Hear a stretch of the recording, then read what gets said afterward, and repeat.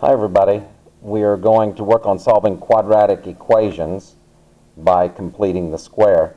And I've got, I've got a trinomial almost. I have a missing spot here, x squared plus 10x plus, and I want to figure out what number would I put here so that I would have a binomial squared. What number would go here so that I could rewrite this so it's a perfect square binomial? Let me show you something that I've taught how to multiply before by using a box here. And I got my x squared here. And then the 10x, the outside-inside parts, basically. And that's how the x times x will give me the x squared. But then at 10x, I'm going to split it up evenly in two places. The 5x here and the 5x here. Now x, this is x times what is 5x? Well, it's x times 5. And then x here times 5. So to complete this square here, this is 5 here and this is 5 here. If you look up the length and width, 5 times 5, that's 25.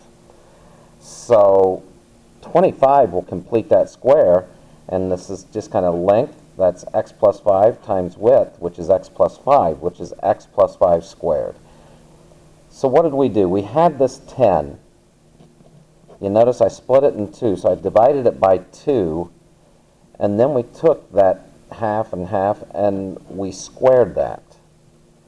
And that's what you do in general. So if I have x squared plus bx plus something so that I can write a binomial squared, I have to take this coefficient, like it was 10 before, but now it's b, and then I divide it by 2, and I square it. And that would give me the x plus b over 2 squared. If I were to FOIL this out, I would get this. So I have to complete the square, I have to take that middle coefficient, divide it by 2, and square that. And that number there is what I can add to here so that I have a perfect square binomial. So just really, I'm going to urge that you remember that when we're completing the square. Now I'm going to actually try to use this and show you how it's done in an equation setting. So x squared minus 4x minus 1 is equal to 0. We're going to solve this by completing the square. And the first thing you're going to want to do is let's just add 1 to both sides. Now, I know before we were solving and having 0 and factoring or things. This isn't going to factor, so let's just see what happens. We get the x squared minus 4x plus, well then I'm going to put 1. What do I need right here to complete the square? And when I add it there, I have to add it here. Well, I said take that b term at negative 4, divide it by 2, and then square that. Now, negative 4 divided by 2 is negative 2. Whoops. Okay, I didn't square it yet. Negative 4 divided by 2 is negative 2. Let me write that down. Negative 2, and then square that, and that is 4. So I'm going to add 4 here and add 4 here. All right. This number right here is what goes here when we complete the square. So here's our perfect square binomial, and that is equal to 5. Well, now you have a square, a binomial square, equal to 5, and this is squared. In order to solve that, if I were going to solve that,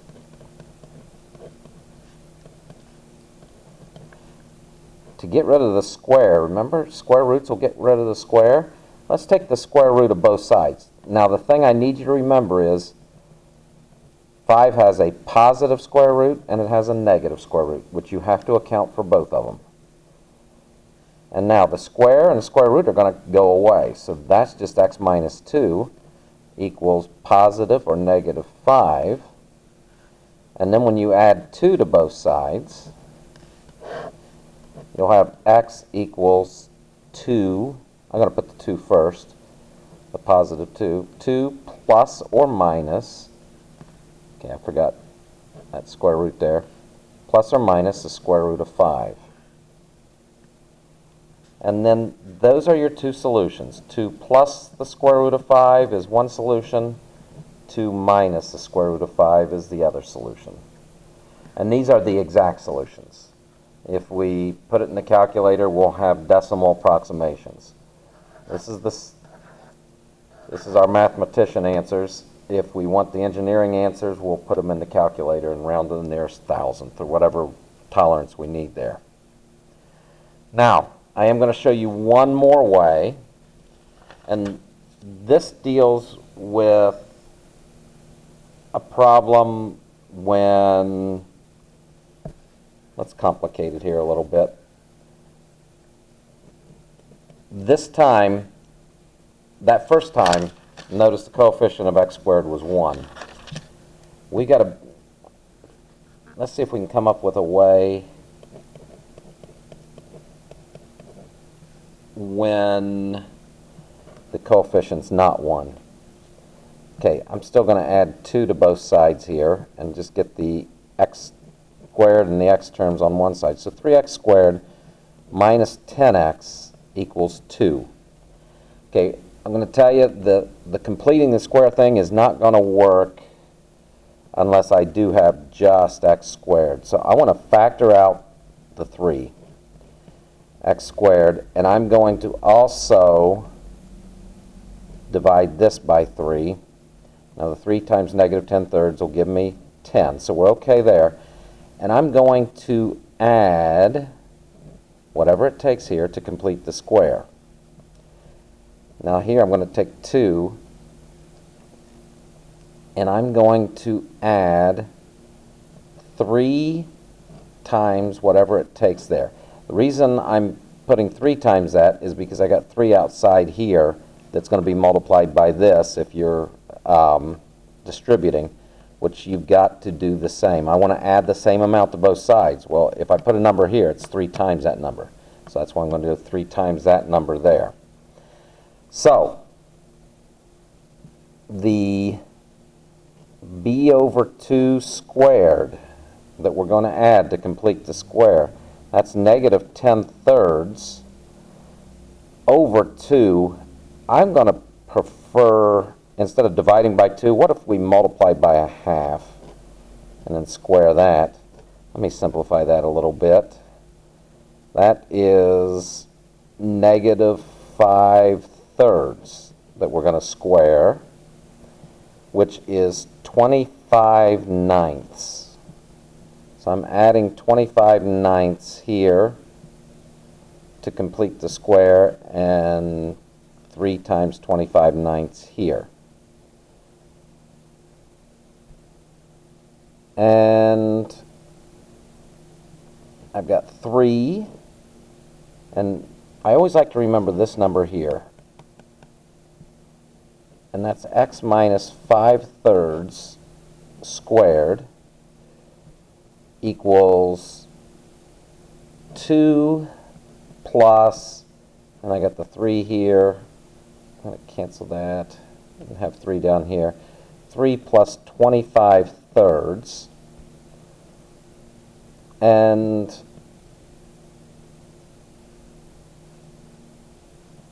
two, I'm going to rewrite as 6 thirds. And 6 thirds plus 25 thirds is 31 thirds. So let me do that. 3 times x minus 5 thirds squared equals 31 thirds. And let's get rid of this 3. Let's multiply both sides by 1/3. And those cancel. Now I have x minus 5 thirds squared equals 31/9. And then it's time now. I'm going to take the square root of both sides so that I can get rid of this square. I'll rewrite that. And then remember, there's a positive and a negative. Got to remember that. Square root. So right here I've got x minus 5/3. That's what I've got right there. And I'm going to do something here, plus or minus.